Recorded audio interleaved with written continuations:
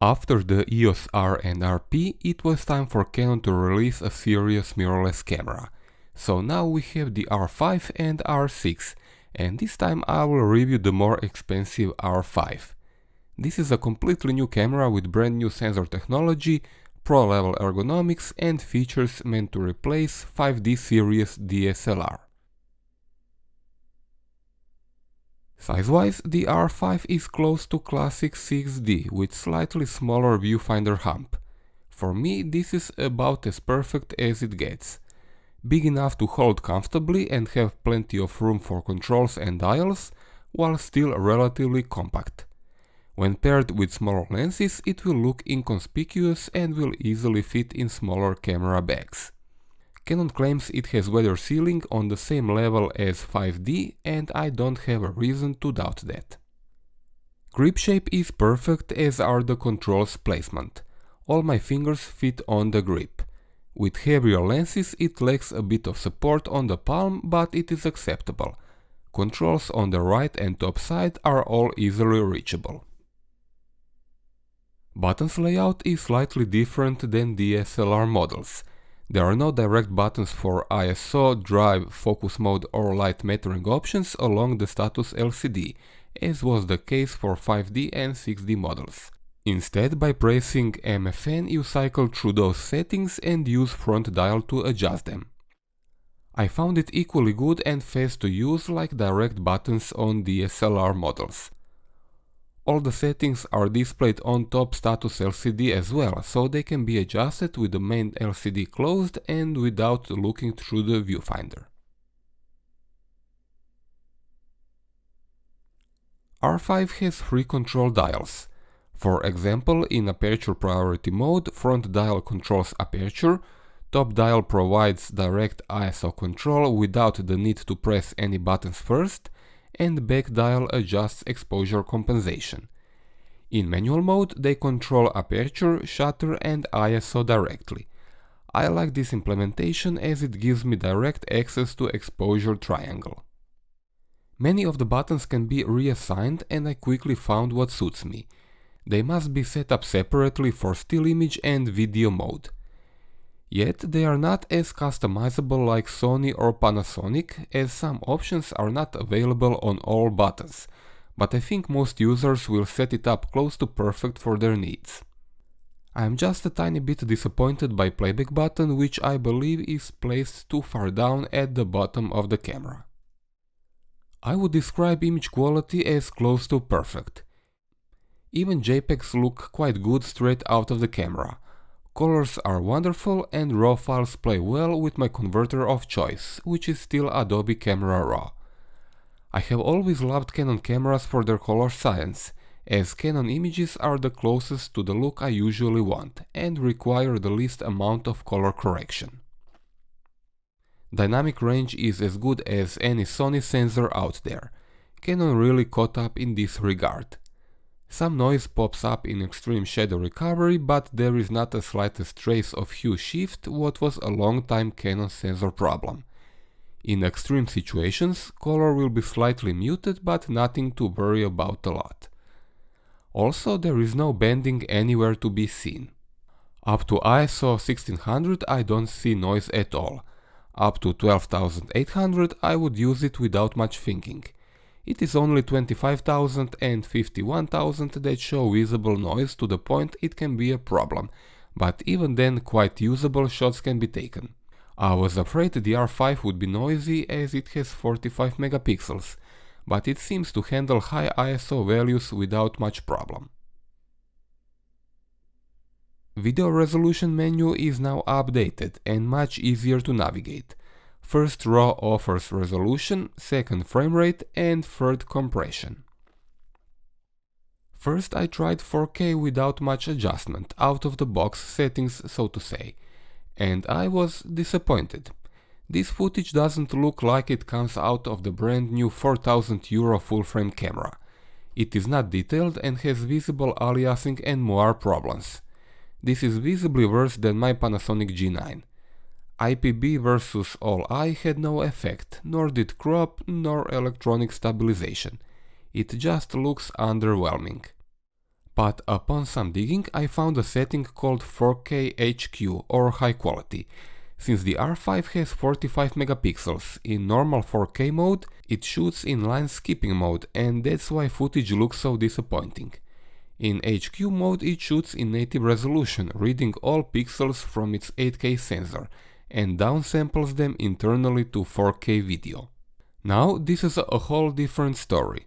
Suddenly the R5 video looks very detailed and natural, as good or better than any competing camera.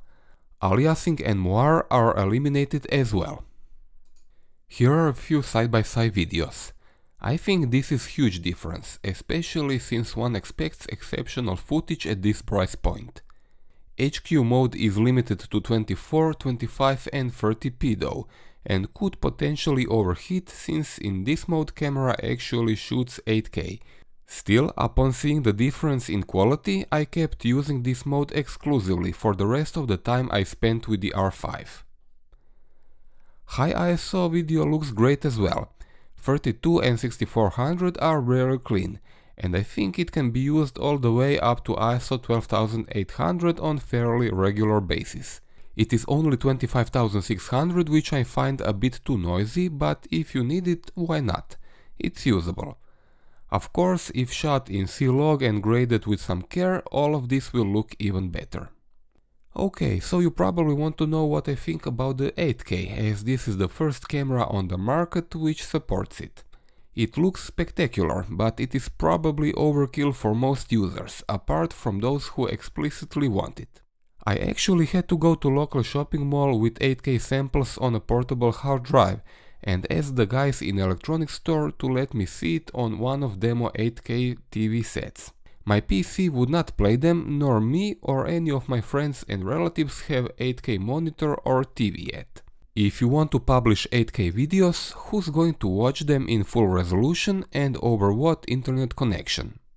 Yes, you can always benefit from 8K for cropping, stabilization and downsampling, and you will have today's memories in tomorrow's resolution.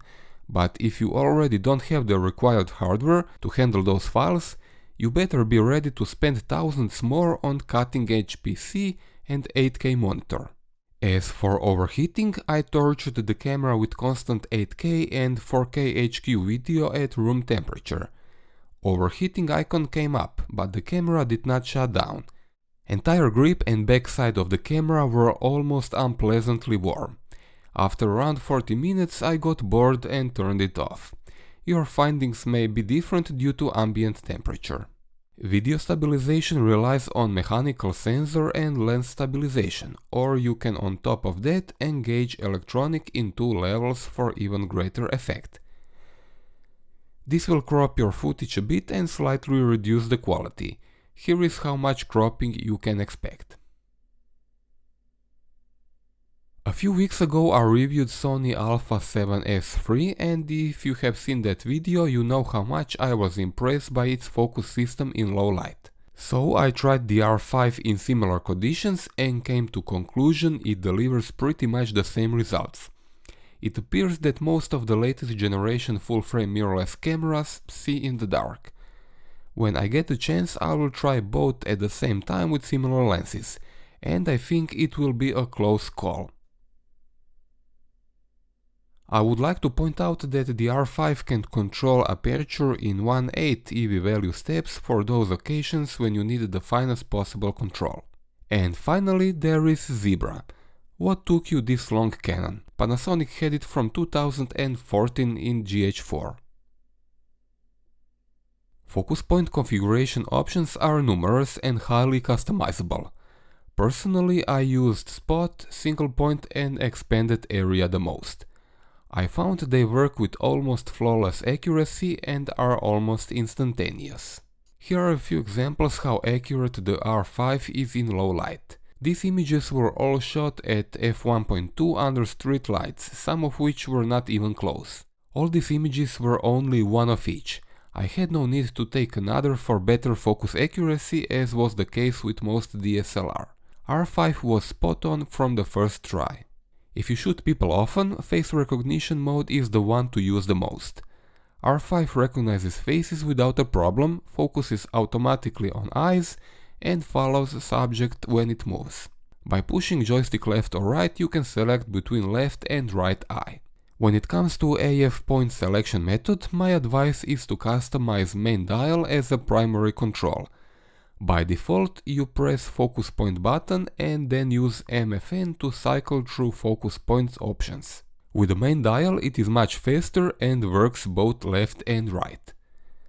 Also, speed at which focus point moves across the frame is selectable in 3 speeds. I prefer the faster option.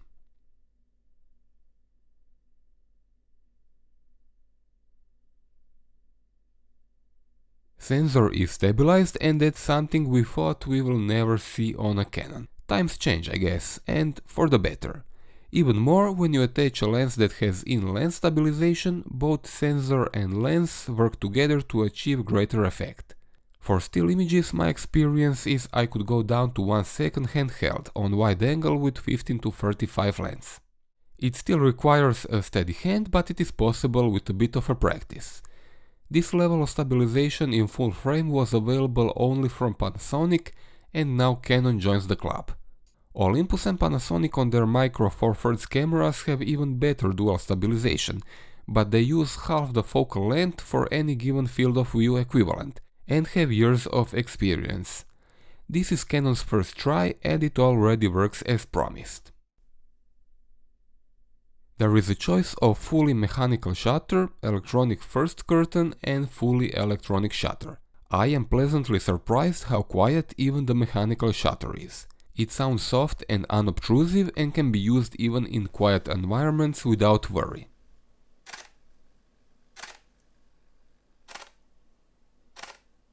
There is an option to choose what happens when the camera is powered off. By default, R5 closes shutter blades, and to most users this might seem practical in order to cover and protect sensor. I would rather advise against that. Shutter blades are very thin, light and fragile. If you touch and break or just bend them, a full shutter assembly replacement would be needed. That is expensive and requires entire camera to be opened up. It is better to have some dust on sensor, which is easy to clean. Bulb timer is present already in some latest DSLRs, so the R5 has it as well. It allows to set bulb time in 1 second step, all the way from 1 second to insane 99 hours, so there is basically no need for external remote control for long exposures. Camera also allows stopping bulb exposure by pressing shutter button anytime. LCD is fully articulated with full touch integration, just like many other Canon cameras. It is nice and detailed with perfect touch response. EVF has 5.76 million dots and provides brilliant viewing experience. Nothing to complain about here. This is as good as it gets. Transition speed is basically instantaneous. Menu is easy to navigate, just like expected. Everything is color-coded and for the most part logically placed. I particularly like how info screens can be set up in great detail and independently for LCD and EVF. Standard set of connectors is available. USB has Type-C connector and HDMI output has micro connector. Anyone using external recorder for video would have liked standard HDMI, but this is what we get. Battery is labeled as LPE6NH, what is an updated version of familiar LPE6 and LPE6N. It is slightly stronger but otherwise the same thing. Compatibility is assured in both ways.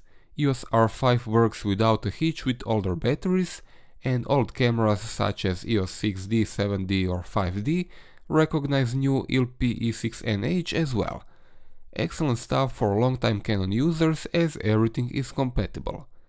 The new battery delivers roughly 400 shots from a single charge, what is fine but not as great as latest Sony models, which deliver 600 to 700 shots. It is possible to power the camera over USB and charge the battery, but only with original PDE-1 power adapter. I tried with my phone charger and it doesn't work. That's a shame. Other brands like Sony and Panasonic can be powered over any USB charger with sufficient power. Two card slots are present. First one is CF Express, second SD, with support for UHS 2 cards. I am not a big fan of mismatched card slots, but at least there are two of them. As expected, there are several ways to use those cards. To say I am impressed would be an understatement. Canon managed to construct a camera that just might be the best mirrorless on the market at this point. It's got a few quirks like weird dual car control or the fact you cannot charge it with generic phone chargers. Also, I have some reservations regarding video recording. Best quality is delivered in 8K and 4K HQ setting, and it really looks phenomenal. Frame rates are limited then though, and there is also a potential for overheating, so keep that in mind as well. If this is not a constraint for you, you will be fine. But I think this is primarily stills image camera. It provides both high resolution and great low light at the same time. It has stabilized sensor, it has great Canon colors and dynamic range to match any competitor. Twin cards are here, ergonomics is first grade and body is weather sealed. Native L-grade lenses are unique and optically perfect, and you can use all your EF lenses without issues. You can even keep using your LPE6 batteries, which are standard for all Canon semi-pro and pro level cameras for more than 10 years.